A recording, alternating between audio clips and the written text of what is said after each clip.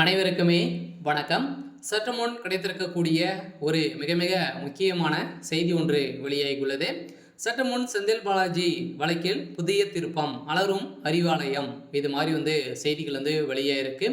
So இப்போ பார்த்தீங்கன்னா செந்தில் பாலாஜியோடைய வழக்கில் பார்த்தீங்கன்னா ஏற்கனவே நிபந்தனை அடிப்படையில் சட்டத்துக்கு விரோதமான பணப்பரிமாற்ற வழக்கில் சிக்கி அவர் பார்த்தீங்கன்னா அவருடைய ஜாமீன் ரத்து செய்யப்படும் அப்படின்ற மாதிரி ஒரு பரவலாகவே பேசப்பட்டு வந்திருந்த நிலையில் இப்போ திடீர்னு பார்த்தீங்கன்னா வரலாற்றிலேயே முதல் முறையாக பார்த்தீங்கன்னா டாஸ்மாக் கூடிய நிறுவனத்திலும் அதே மாதிரி டாஸ்மாக் கூடிய சொலுவலங்கள் அதே திமுக சேர்ந்த 2 அமைச்சர்கள் பார்த்தீங்கன்னா செந்தில் பாலாஜி, எம்பி ஜெகத் ரட்சன் அவரோட சம்மந்தப்பட்ட இடங்களில் ரேட்டுகள் நடந்ததிலே இது வரைக்குமே நிறைய பணங்கள் மூட்டை மூட்டையாக சிக்கிருக்கு. இதில் கணக்கில் வராத பணங்கள் மட்டுமே பார்த்தீங்கன்னா 1000 கோடிக்கு மேலே மெகா ஊழல் நடந்திருக்கு, டிரான்சாக்ஷன் ஆயிருக்கு அப்படின்னு அமலாக்கத்துறை பார்த்தீங்கன்னா குற்றப்பத்திரிகைகள் தாக்கல் செய்திருக்காங்க. இது தகுந்த ஆதாரங்களும் வெளியிட்டிருந்த நிலையை தான் இப்போ செந்தில் பாலாஜியுடைய வழக்கில் புதிய திருப்பமாக இவருடைய வழக்கில் பார்த்தீங்கன்னா 2 புதிய நீதிபதிகள்லாம் இதில் சிக்கியிருக்காங்க.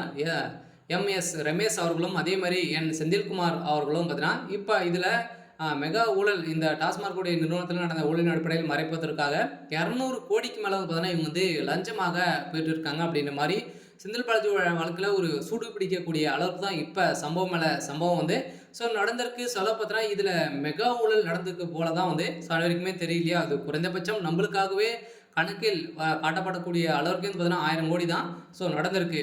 இது ஓரளவுக்குமே பார்த்தீங்க அப்படின்னா 50,000 கோடிக்கு மேலே மெகா ஊழல் நடந்திருக்கு போல. ஏற்கனவே பார்த்தீங்கன்னா பாமகவுடைய ராமதாஸ் அவர்கள் வெளியிட்ட போல கரெக்டாக உண்மையாக இருக்கும்போது 40,000 கோடிக்கு மேலே மெகா ஊழல் நடந்திருக்கு. மறைமுகமாகவே டேட்டாக்கெல்லாம் இதில் கலெக்ட் பண்ணியிருக்காங்க.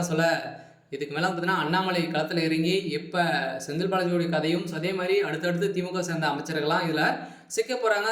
லஞ்சங்களை பெற்றக்கூடிய இந்த 2 நீதிபதிகள்லாம் பார்த்தீங்கன்னா உண்மைகளை ஒப்புக்கொண்டுட்டாங்க. இந்த நிலையில் தான் செந்தில் பாலாஜியுடைய வழக்கில் புதிய திருப்பமாக செந்தில் பாலாஜி அவர்கள் சிறைக்கு செல்வது உறுதி. பார்த்தீங்கன்னா அவருடைய ஜாமீன், அவருடைய பதவி அனைத்துமே பறிக்கப்பட்டிருக்காங்க.